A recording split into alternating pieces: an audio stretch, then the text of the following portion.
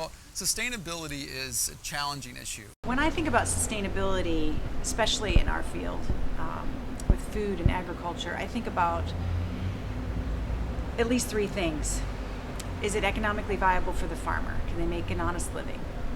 Is it environmentally sensitive or responsible? Is it taking care of the land and the natural resources that we need to continue to feed ourselves and live on this planet? And then is it socially just? Are the workers involved, everyone involved, being taken care of? Having a thriving network of local farms and a thriving local food system that's accessible to the community, that fosters new generations of farms and also creates a strong local food ethic so that people are depending on their local community for food and also continuing that tradition into the future. To me, the concept of sustainability in the context of food is much like sustainability with anything else. It's what's necessary to be a part of something that we love, and for that to be something that can carry on and be passed on and be shared with all the folks in our community. Here's a great thing about breweries. We get grain in this case, let's say we get grain in from North Carolina, right? It's coming from up near the mountains. It's from a farm that's a couple hours from here. We make beer with it, and we go through this process in which we're wetting the grain, we're extracting the sugar from it, and then we're left with the husks of the grain. That grain goes into a tote that our local farmer drops off to us, and it goes to feed his cows. And the cows eat the grain and create fertilizer, which he then sells to a farm to grow more crops. Sometimes. And that also goes into the food system, and it's this wonderful circle where everything is coming off of a farm and going back to a farm. And that, to me, is a beautiful picture of sustainability, right? Like, there's industrial use coming out of this, but there's also, food in multiple different ways. Not only are we creating a beverage with it, but we're also creating beef with it, and we're creating all of these different things. And that, to me, is a perfect picture of sustainability. And then another element or sort of value that we place very highly is traceability and transparency. So we really want to communicate to all our customers exactly how the animals were raised, where they were raised. So we put a lot of emphasis on them being local because people want to pay with their food dollar to support local farmers. They care a lot. I mean, our customers are very educated, and they want to know they were raised without antibiotics and added hormones and all vegetarian feed. They want to know the animals were treated well, the farmers were taken care of. So we put a lot of effort into telling the story of each farmer that raised the animal that might have ended up being their pork chop or their steak or their ground beef.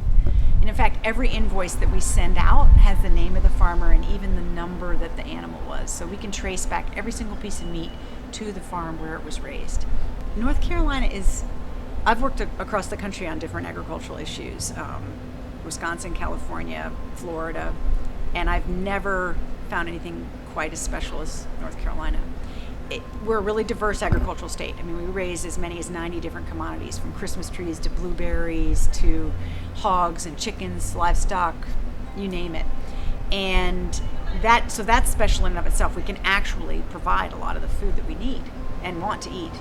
It's something that, if thought about correctly, goes all the way to the guys who wash dishes in restaurants, making a sustainable living, to the farmers who supply us the food, to people who live in the area to be able to afford the restaurant. Because if farm to table becomes an elitist experience, then it's going to die. It's not going to work. Sustainability has to be something that does exactly that sustains a sort of community and a lifestyle that we all can hold on to. And I think that part of that is the shared experience that we have at a table. If you don't have time for that in your life and you're running around, it's something that, if you're like me, you probably miss it. And part of going to a restaurant now should be an ability for you to sit down, relax, have a great meal with people that you love, and not feel like you broke the bank. We spend, a lot of money and a lot of time working with local farmers. And the people that benefit, as far as we're concerned, are twofold. One, the people that we buy from, because it's very important for them to have the resources that we spend to make a living doing what they do and doing what they love. And secondarily, it's our customers. It's the people for whom we sort of serve as the rhythm of the season as to food. They can come in here and have, soft shell crabs when they're in season, have quail when it's in season, have summer squash when it's in season, or butternut squash, which is in season now. And there's a way in which our bodies all respond to the temporal nature of food that's pretty profound. Well, sustainability it's come an incredibly long way in the sense that I think that people now are okay with the fact that you can't get tomatoes in January. And I think that's, and two, I think that farmers have gotten much, much better at supplying products in January and in February. Because for a long time there wasn't a market. I mean, if you grew Brussels sprouts, if you grew a lot of winter squash, people got tired of it and didn't want it. And I think now that's really shifted. And as a restaurant, our job is to use the best products we can get to provide you the cleanest, safest, most sincere representation of that food that we can. But food can never be about teaching you a lesson. If I give you food and you go, this isn't any good, and well, that's what January tastes like, it's never going to work. It's still got to be delicious. And I think that's where the integration of local and sort of not local kind of comes together, because you can make a delicious dish with Brussels sprouts that's very seasonal, but you'll use ginger in it, and maybe that ginger didn't come from someone local. That combination is a way in which sustainability allows itself to grow and change over time, and it's changed dramatically over the 17 years we've been in business. The movement is exciting because it represents a lot of people. I think that's the biggest piece, is that I think that it's taken hold in a real way, and when it takes hold in a real way, there's an opportunity economically for farmers to succeed. The more successful the farmers are, the more likely it is that produce price will come down as it reaches more and more people. Again, it's this trap of elitism. Elitism is successful with small products. If you think about diamonds, there are not that many diamonds, so therefore the price can be very high. Something that's a seasonal produce shouldn't have that same level of elitism attached to it. It should be available to all of us. And we're seeing more and more people who may not be in the food business or may not really care about food, but they understand sustainability now, and they recognize that in a menu item, and they can talk about it. And I think that's dramatic change from when we started to now. It's ridiculous. Young people today are eager to try new foods, different things they've never had before. And there are things that we couldn't give away 15 years ago. Again, Brussels sprouts, an easy one to talk about. No one wanted Brussels sprouts. Now we can't keep them in-house. People buy them all the time. They want them. They try them. We serve goat at the restaurant. My father would have rather not eaten than been served goat. But we can serve goat and people will eat it. And I think there's a level of acceptance of, wow, I guess if you know how to cook it, I'll try it. And then the weight is on us to make something delicious out of it. And by and large, it is pretty good.